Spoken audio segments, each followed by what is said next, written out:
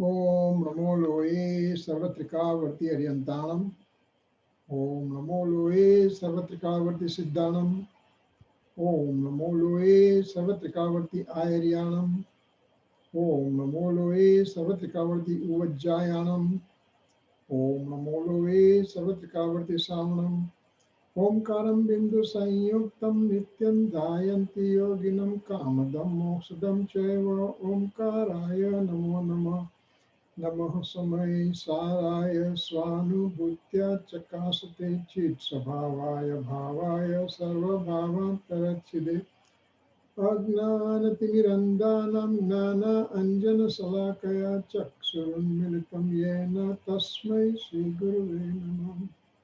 Tirtham Karo Jagatana Jaivantavarto Omkaranada Jinano Jaivantavarto Jinana Samo Sarana Sau Jaivantavarto Ne Tirthachara Jagama Jaivantavarto Namo Tirthanayakane Namo Omkaranadane Omkara Sangarotene Namo Te Sri Kunda Kundane Aho Pukara Jinavarano Kundano Dvani Divyano Jina Kunda Dvani Apya Aho Te Guru Kanano Aho Bhagavati Matano Dhruva Pachalane Anupama Gati Pamela Sarve Siddhane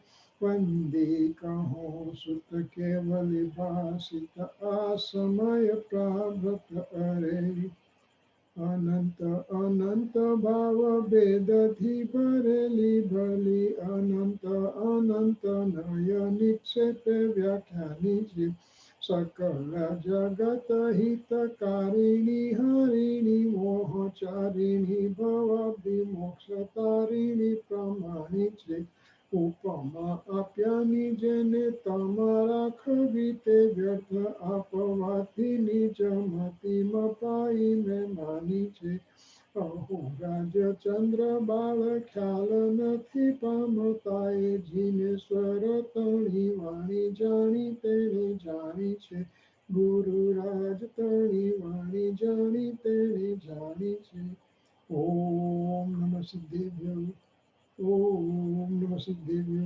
Om Sri Sudatmane Namaha. Jai Jana. So, okay, Shefali, what we are doing is today is November 2nd, 2020, and Monday we are continuing our class. So, last time we are on stanza number 7, and let's see, that's what it is here. Yes, no, not this one. Sorry.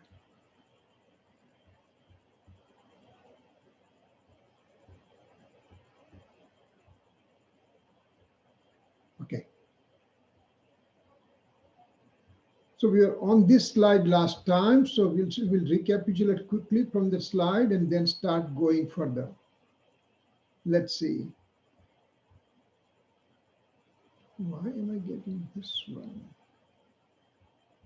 Hold it 1 second.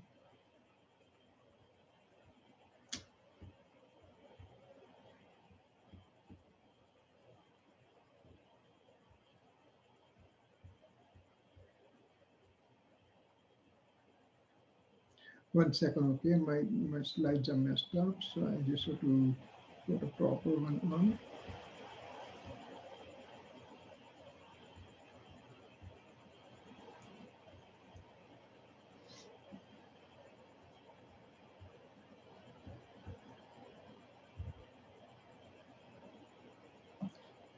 I get the same slides again and again.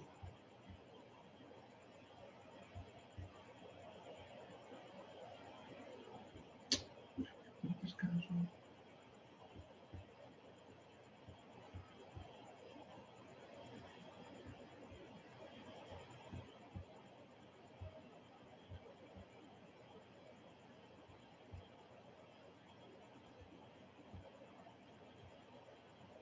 Okay. So we were on slide number 8 last time. So we'll recapitulate quickly from there and then we'll continue from there, okay? So for current slide. So what it says over here, in basic theme in this stanza is you end up doing renunciation and having indifference to the worldly life. But that is kind of eligibility for you. Don't stop there. If you stop there, nothing happens. Nothing happens in the sense, spiritually nothing happens. Sure, you are not doing any wrong thing. You are not doing any inauspicious thing. You are controlling your anger, deceit, ego, greed, etc. But those are the auspicious stages.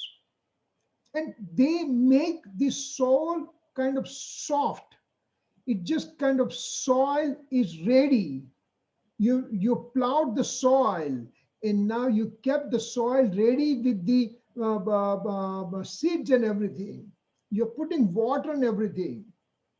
But if you just plow the field only and don't do anything else, nothing is going to grow. So you have to have this kind of attitude of tyag vairagya, means renunciation and indifference to the worldly affair has to be there, but it's not the end. It's just the beginning. It's a comma. It's not the full stop in the whole sentence. So that weight is given to the renunciation, indifference to the worldly affair. The weight is given. Bodily activity do not represent renunciation.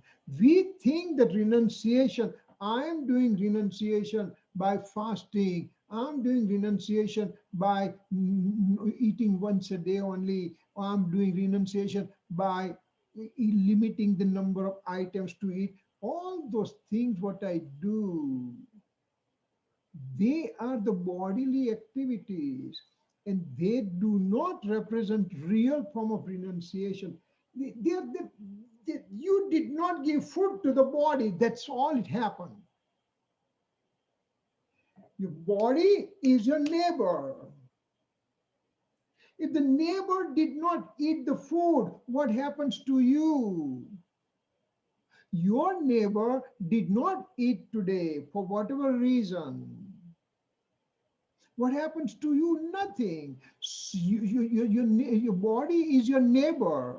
When neighbor is not eating anything or strictly following all the routines that is laid out in the scripture about bodily functions, but it doesn't mean anything. The tyag vairagya has to be in internal situation. This renunciation in indifference of worldly life, not for the sake of giving up something,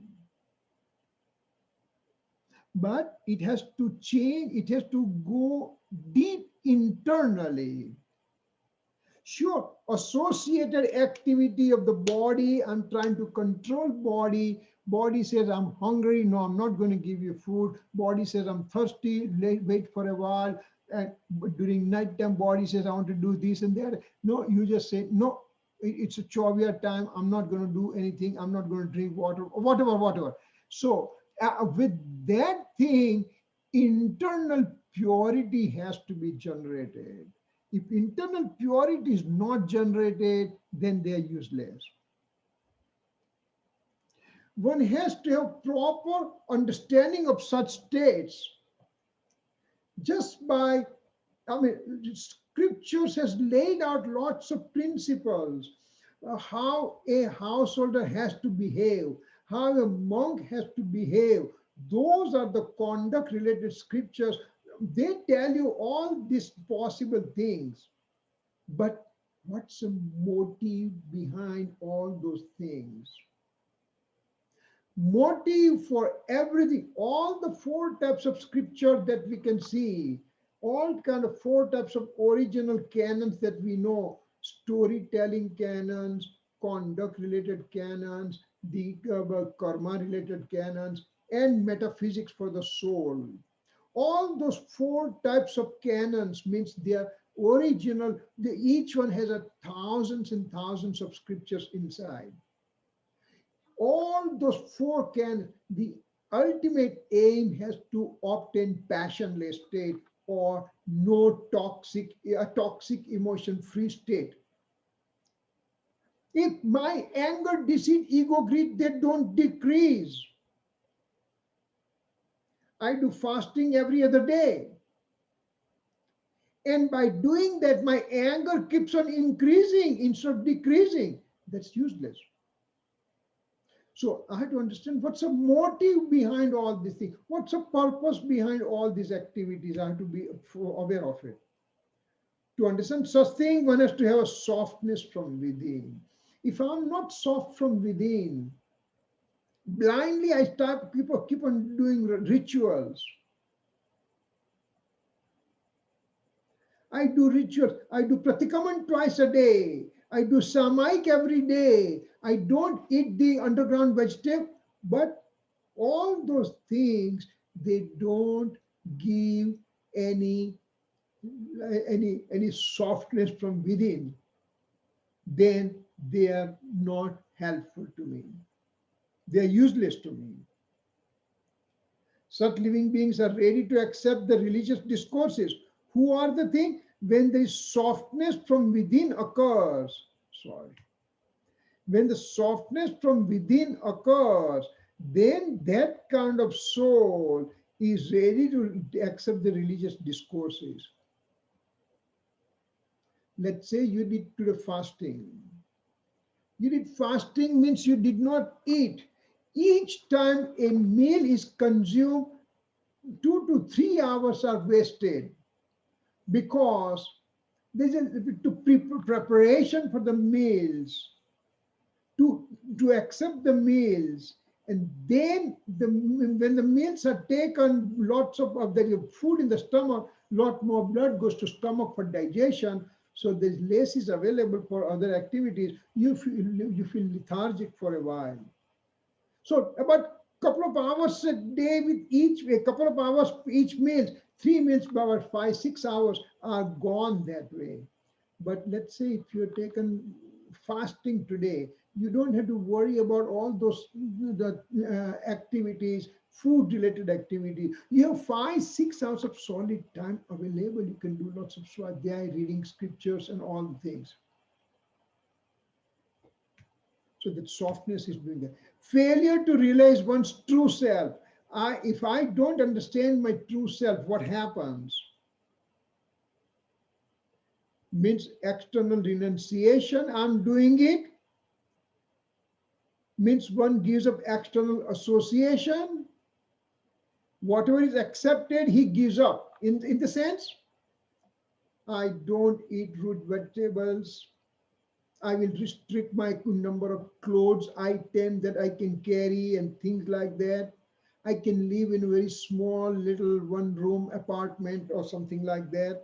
Or all those things are external renunciations. Same way, external indifference to the worldly affair. He reduces transmigratory attachments. My attachment to the worldly affair, I reduce. Not to accept new thing, and not to accept new thing is considered as having indifference. Now, I don't want to have this. I don't want to have this. You know what? I have taken the vow not to have this. I have taken vow not to do this. I have taken vow not to go for movies. I have given vow not to go for vacation. All those things, I make it a big deal out of it.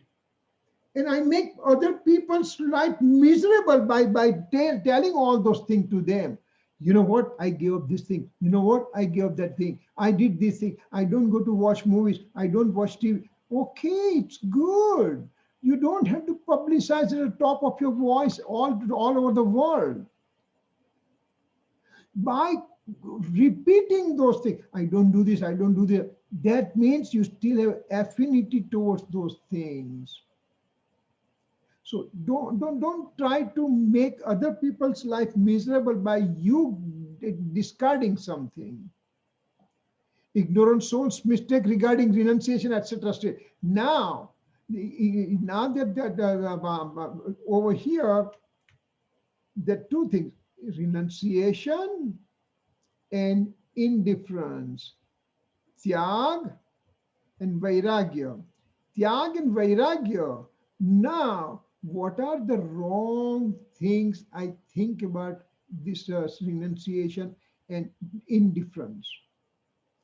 Those are the things we'll be doing. So, what are the soul's mistake regarding renunciation, etc., etc. state? So, we'll take renunciation first, and then we'll take the external indifference to the external object second. Right faith and knowledge are attainable.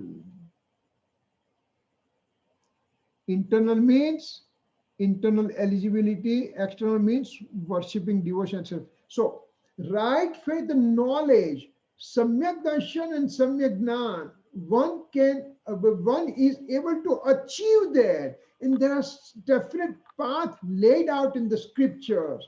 We should understand those paths. How do I do it? Well, by external means, by internal means. Both have to be balanced out. Means external means in the sense worshipping, devotion, etc. I go to temple regularly, I do pratikaman regularly, I do sama. Good thing, very nice, because they lead me for my internal purity and internal eligibility. So now I become softer from within. So these kind of activities are helpful provided it just gives me internal stability. It gives me reduction in my toxic emotion of anger, deceit, ego, greed, etc. state. So those are the things are helpful provided uh, this guy leads to this person, the internal means. External means are good if it leads to the internal means. So I had to have very narrow focus idea. How can I achieve those states? For the means, one goes towards his aim. Aim and means. Now, I want to go to college. That's my aim. That means my means is to pass my high school diploma. I want to go to engineering school. I had to eligibility for engineering school. I want to go to med school. I had to eligibility for med school. So aim has to be associated with the means. I simply make aim. I want to go for liberation. That's it. That's it. I can talk about it, but I don't follow this kind of means. I don't follow this kind of situation. Then I'll never get this kind of aim that I'm aiming. Ignorant soul believes that external means are right for him. Ignorant soul believes that these are only the things is important for him. Worshipping and devotion and samayik and pratikaman and external things to give up, etc., etc., etc. thing. He is an ignorant soul because he doesn't understand the real strength of the soul, real what soul can and cannot do. He does not understand that part. He has not bothered to understand that part because he says it's too difficult, it's too complicated, too abstract. I can't understand. I'll rather do this upvas and ekasan and my worshipping devotion. That's it. That's it. I'll do my bhakti. I'll just keep on singing some songs and everything, and I recite certain. No, that's not true. I will recite Atmasiddhi every day. Okay, I know Atmasiddhi by heart, so I'll recite my Atmasiddhi, and that is my ultimate aim, ultimate goal, so that it can lead me to the Samyak Darshan. That's not going to happen. because I don't understand how to go within. Renunciation, etc. state do not have backing from internal purity. This guy, ignorant soul, has external means. He's using external means, but that it does not have backing from the internal purity. There is no internal purity following. Ideally, you have to have internal purity. Okay, to start with, let's say it's a small kid. He doesn't go to temple or anything because he's ignorant. So one of the parents or the friends or the grandparents or whatever, they gave little lollipop to this guy. They just said, hey, you know what? Come with me. Come to the temple. It's fun thing. Oh, there's no fun at all.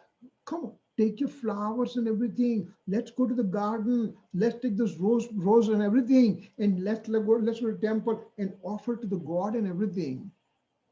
So this kid takes the flower. He comes, and then he's a little bit interest. Next weekend he comes again. Third weekend he comes again. And now that he started coming, then he's going to give it, his aim is going to be changing. Until now, offering the flower to the Lord was only important thing for him. Now it says, why don't you recite certain devotional songs? Namokar Mantra, Chattari Manglam, etc., etc. So he started doing that. Now, why don't you remember some puja stanza, etc.? Okay, he starts doing that. So he's been given this, gradually he's been pulled inside. But if you do only external means and it does not improve the internal purity, then you are stuck in your rut. You are not moving nowhere. You are just doing all the routine stuff day in and day out, but there is no improvement. He has ego about renunciation, etc., which is detrimental to him. I go to temple regularly. I conduct puja regularly. I recite Atmasiddhi Shastra regularly. I do fasting, etc. He starts boasting about himself. Remember, the one who is right faith person, one who had reduced his toxic emotion, on his face you can see calmness, coolness, collectivity. He just, you look at his face and you just say, this person has really digested the scripture very well. So, one does not have the ego about renunciation, etc. state. Now, over here we talked about renunciation, right? Okay.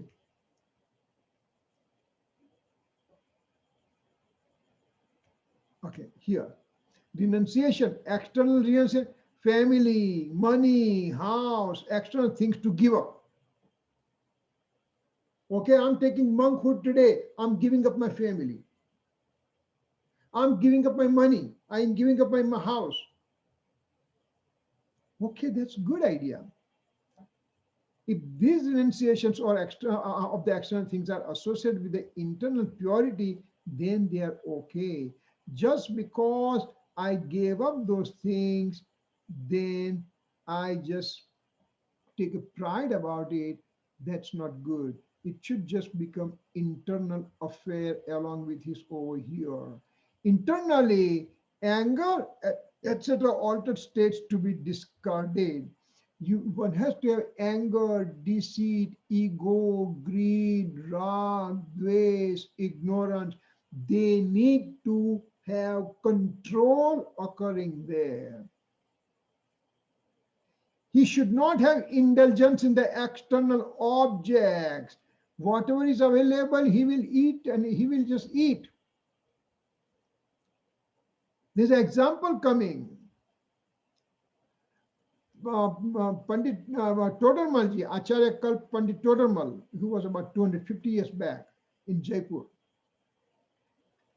He's writing scripture. He has extreme amount of intellect, and you probably have read, or if not read, you can read that one. He has written Mokshat Prakashak, very, very, very powerful scripture.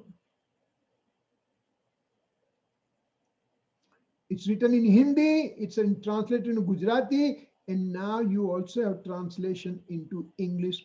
Beautiful translation. One of the good Panditji in Devlali, Pandit Hemchandji. Pandit Hemchandji had translated this of Mokshat Prakashak into English. Pandit Hemchandji is an engineer by profession.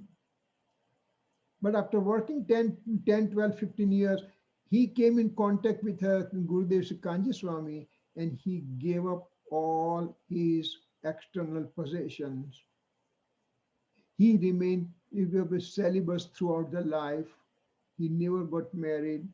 He lives in a very small, teeny tiny 10 by 10 room in Devlali, and constantly, 24/7, he keeps on reading, writing, translating, and all those scriptures and everything.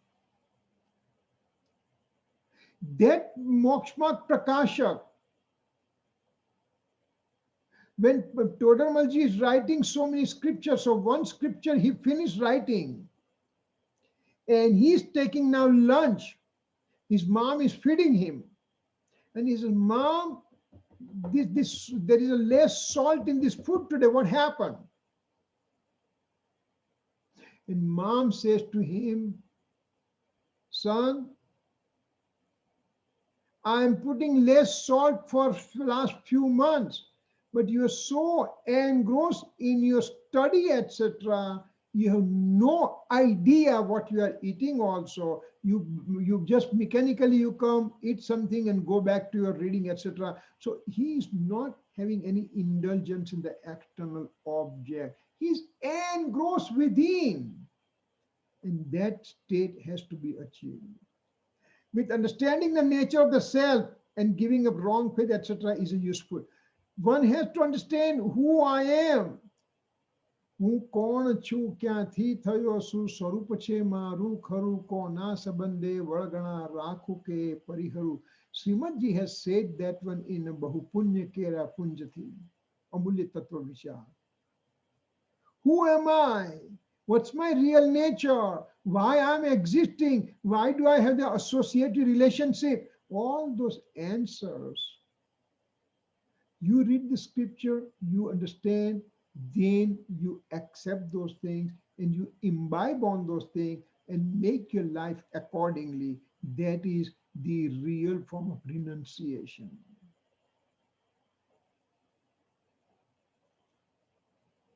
Now we are talking vairagya. We talked renunciation so far. Now we are talking detachment from worldly life. Detachment from family, etc. One is giving a family, etc. For example, let's say that somebody became monk right now. But he keeps on asking, what's my mom doing? What's my dad doing? What's my brother doing? What's my sister? He has given up his associated relationship with the family completely. He has to be detached completely from the worldly affair and family, etc. He does not have to have he has indifference toward worldly objects. He doesn't keep on saying, see, I became monk. I used to be very multi-millionaire person before. I used to have so many cars and everything. I used to take foreign trips. So what? You gave up those things. Why are you remembering those things? If you remember those things all the time, that means you still have affinity for those things. But now, because you became monk, now you can't have those things. So now you are just singing these virtues of your past. To believe that altered state is a reason for suffering and thereby get engrossed within. He is engrossed within. He understands that altered states are not good for him. Two things are happening. Negatively, altered states are not belonging to me, and positively, I am the pure eternal soul substance. Both the ways one has to know it, and that's the best thing. See, if I keep on saying, I'm not Vibhuti, I'm not Amit, I'm not Rishi, I'm not Cephali, I'm not this, I'm not that, I'm not Sachin, I'm not this whole thing, I'm not there. But then who are you? Do you know that? Who are you? You know you are not this, you are not this, you are not this, you are not this, you are not this, but who are you though? You know all the negativity, but you don't know positive thing.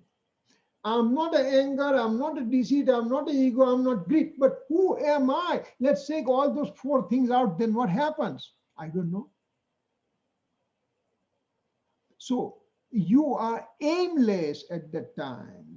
But to believe that altered state of anger, deceit, ego, greed is reason for my suffering, and I'm getting engrossed within my pure nature of the soul. If I do that, then those things are useful to me. So I have to have both the things available, positivity and negativity both. Getting rid of desire for external objects, detachment associated with the knowledge. What it says over here, external objects are hurtful to me. Remember previous time? I don't know. You guys are so young, you may not remember. Well, yeah, you guys remember. The black, old black phone that we used to have it in the house, attached to the wall. When it rings, and if you're not there, you are not there, you didn't answer.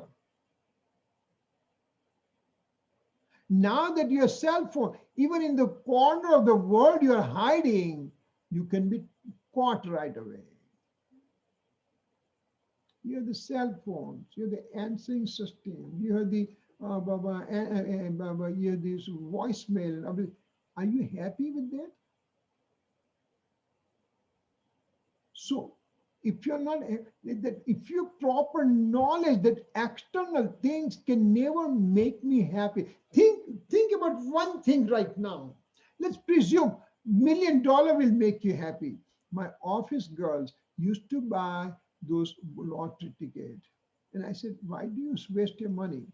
Well, I'm going to win one day. So I said, okay, let's say that you bought the ticket today, you won $100 million. What will you do?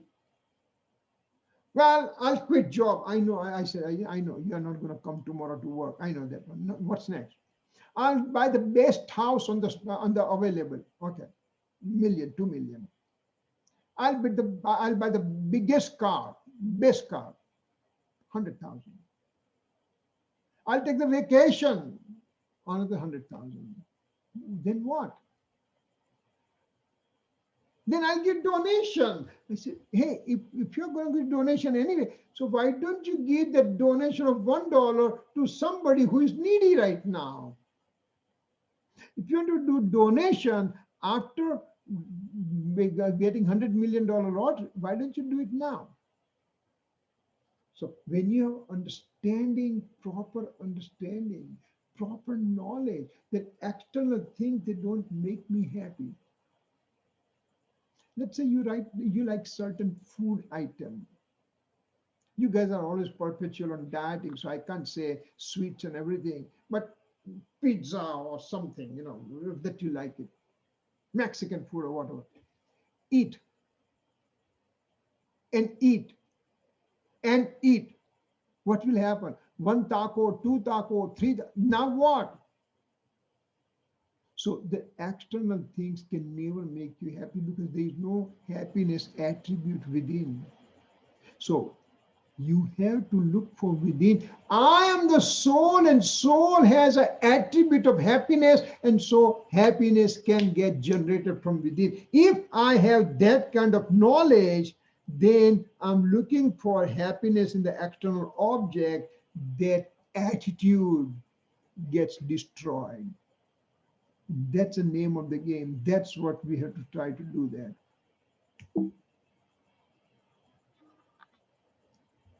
That's the next. Okay, so now that we saw so many things, let's go. We are going to have a flow chart. Who am I right now? What's my aim? How can I achieve that state? So let's see. To start with, I had to become unfamiliarity with the worldly objects. They are there. It's okay. Car is there. House is there. Money is there. Family is there. Ah, okay. Their associated relationships are there. But what will happen if I'm not there? How is this house going to run? I take that pride and false state of satisfaction that I am the reason that household runs smoothly. You know, in the water which is flowing in the river, you put one finger inside and you say, I am obstructing that much flow of the river. Take the finger away.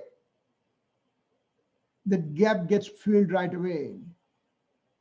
If I think that I'm the reason to run this household, if I die, maybe this household will be run better.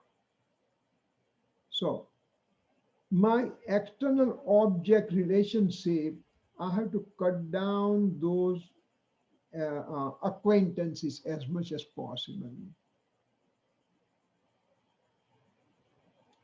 That means not to have intimacy with the external object. I can't live without my phone. How did you live all throughout your life without cell phone? Your life was beautiful before. So, not to have intimacy in the external object. If it is there, use it. But don't go nuts.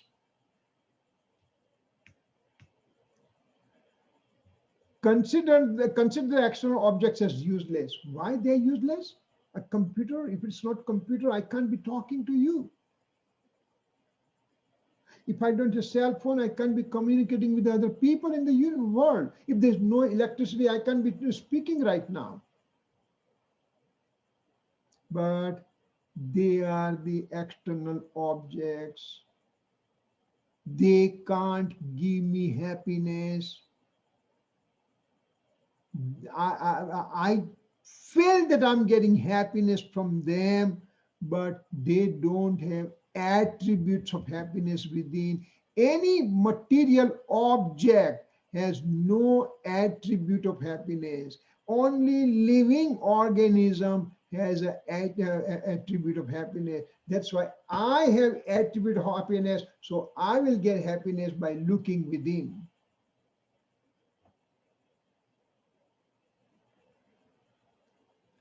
The thought process getting stronger and increasing self-discipline. When I'm doing from this 1, 2, and 3 stages, I'm giving up my attitude to the worldly affair and all those things. When I do this, now there is a lot more time available for me to reflect upon myself, that who am I? What's my nature? If I'm the soul, what is the activities I can do? What are the things which is beyond my capacity? Those kind of thought process are getting stronger, and it gives an increasing self-discipline. You have discipline in walking, talking, sleeping, eating, etc., etc., etc. Life becomes much more disciplined. External objects' importance is reducing. Okay, if I have it, it's okay. If I don't have it, it's okay. I can't move to India and that to small village because they don't have internet. So those are the things that I'm dependent on alien objects of the universe. I can't live without them. That's what I presume. But I can live very easily without external objects' help. You have everything in front of you. You have food and everything. Why you're dieting? You want to lose weight. So external objects important. Excuse me. External objects importance now starts reducing because you are getting self-discipline and your thought process keeps on opening up for your own self.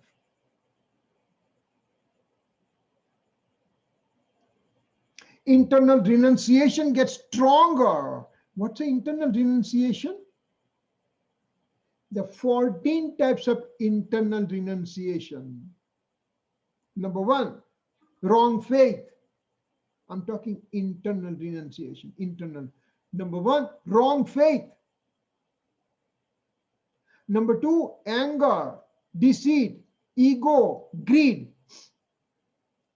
So five things are internal renunciation. And nine types of quasi-passions. Hashya, Rati, Arati, Bhai, Jugupsa, Strived, Purushved, Napusakved, those kind of disgust and laughter, disgust, etc., they are called quasi-toxic, quasi-passions. A word about quasi-passion, no kashai, they are called no kashai. What is no kashai? Then you're going to mix both the thing. No and kashai, no kashai. Not to a, no. No kashai is a Sanskrit word. Means it's a milder form of toxic emotions. Means, one example we'll take it right now. Two friends, they go for stealing, robbery. One guy is expert. So he says, you wait outside the door and keep eye on it. And if somebody comes towards the house, alert me so we may run away from the back door. So the actual guy is stealing the money and things from the house. The other guy is mainly watching the door. He is not stealing, but he is helping for the guy to steal. No kashai are not the toxic emotions, but because of them, we end up binding karma. For example, let's say somebody is walking and slipped on a banana peel and fell down, and we start laughing. That laughing is going to hurt that guy so much. If you sit down in your own room and laugh, means nothing. But when you're laughing on somebody, then it gives you karma bondage. So those are the things. No kashai means the milder form of toxic emotions. They actually do not bind the karma, but when they are associated with the deluding karma, then they end up binding the karma. So internal renunciation getting stronger. When that is getting stronger, then mind and souls are getting purer. These purity is occurring within mind and within the soul by itself. And that it leads to a study of the soul getting stronger. Now you are so much softer from within that you are able to absorb the scriptural message, etc. Not only absorbing, but controlling yourself and making your lifestyle accordingly. For example, a child is playing video game and daddy says, "Beta, give me a glass of water." After 5 minutes, "Beta, please give me a glass of water." Another 5 minutes. "Don't you understand that I'm talking to you to bring glass of water?" "Daddy, calm down. Don't become angry. 3 times you spoke. First time you spoke softly, second time firmly. Now you are angry." So now, did this kid actually hear all these things or not? He exactly repeated all the words that daddy spoke in last 15 minutes time. He is heard, but he is not heard because he did not follow the instruction. He was supposed to bring a water. He did not do the job. That means he has not heard it. So what we have to remember, when we read the scripture, we understand the scripture, but did I imbibe the scripture in my daily life? That's very important to consider. So the study of the soul gets stronger. You have a lot more receptivity, and with that thing, you also change your lifestyle. Think about when you are not religious, when you are not reading scripture, you are just doing whatever you wanted to do it. But now it changes has occurred. So many changes occurred in your life. Thank God to those scriptural reading because you are imbibing. And once you keep on imbibing, it will lead you ultimately to the self-experiencing stage. So from nothing over here, you come down gradually, gradually, gradually, and you achieve this state over here. That thing has to be clear on the pathway has to be clear in my mind that these are the things I'm supposed to follow. These are the things I'm supposed to do. Just renunciate the middle part, you get stuck over here and do nothing thereafter, then you cannot have self-experiencing. Once the self-experiencing occurs, it always leads you to liberation in the near future. What does liberation mean? Liberation means you are free from worldly affairs. You have the non-stop bliss occurring from within. This is the aim for the life that we all have to have it, to have a blissful state. And that blissful state is within me. It is that blissful state is sitting there. I ignored that one. I kept on watching outside external worlds only. 10 friends are crossing the road, coming on the other side, and they said, let's make sure that we all are safe. So one smart guy starts counting 1, 2, 3, 4, 5, 6, 7, 8, 9. One is missing. Other one gets, you don't know how to count. Let me count. 1, 2, 3, 4, 5, 6, 7, 8, 9. Everybody counted 9. They started crying that we lost somebody, but we don't know whom did we lose. So smart guy comes and says, what's happening? Well, we were 10 people, but now I'm counting 1, 2, 3, 4, 5, 6, 9 only. One guy is missing. This wise man understood that they counting everything perfectly from outside, but he forgot to count himself. When you do not experience yourself, over here, and you may be knowing rocket science or what is nanotechnology or picotechnology or God knows whatever those things are called right now. Names keeps on changing. It is useless. All those knowledge is useless if you not experience yourself. You could be so-called best doctor of the world or best engineer or best computer person. It means nothing. Self-experience is there. then if you don't have any knowledge, then also you are the best person, because you'll be having a blissful state. You'll be getting liberated in the near future. So this kind of thing that we have to keep in mind, this kind of thing we have to understand. When we do this kind of thing, that means this kind of stanzas, Srimadji wants us to understand, not to get stuck with the renunciation and external object having indifference. Yeah, they are there. They will come on my process, on my progress, but not to get stuck there. Keep going further. There are 12 canons, Bar Ang, 12 canons.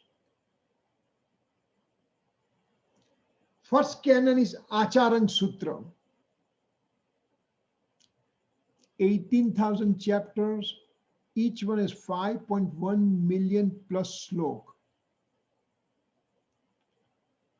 Count how many sloks are there. Sutta Krutang, that's another chapter, another Anga, 36,000 chapters, each one is 5.1 million plus sloks. It keeps on going up to 12 types of canons. Huge number of us, and a huge number of literature. Somebody can go up to 11 canons knowledge, and with the 12th canon he can learn up to 9 subgroups. 12th canon has a 14 subchapters, out of which 9 subchapters with millions of sloks that he can remember by heart.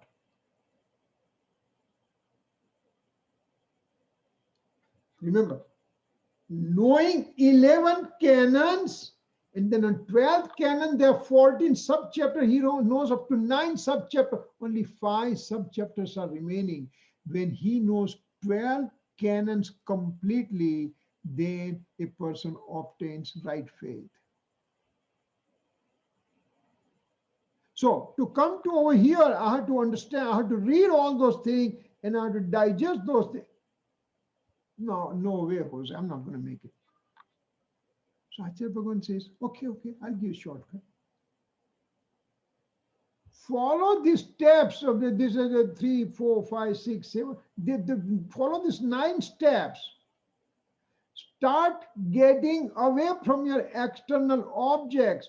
Internalize yourself, and ultimately self-experience. If one has a self-experience, it is as good as reading those 12 canons completely. There are 2 stanzas coming in Samesa stanza 9 and 10. That's what they talk all these things in that stanza. If you self-realize, experiencing of the self, it is as good as knowing all the 12 canons completely. Because all the 12 canons will be talking about importance of soul and getting out of the alien attachments of the worldly objects. So we came to the 11 canons and 9 sub-chapters reading. Agyar Ang Nau Purvanu Gnan Che. He gets stuck there. Why? By that time, he has so many extraordinary powers get generated within, and now he gets stuck with these powers. He gets ego with this power, and his downfall starts. So that's why Srimadji says external renunciation and detachment from the worldly life. It's important. Don't get stuck there. You still have to continue going. So these are the things that they are teaching us in the stanzas. We will stop over here. Time is up almost. If there's any question, we can entertain the question. Any questions?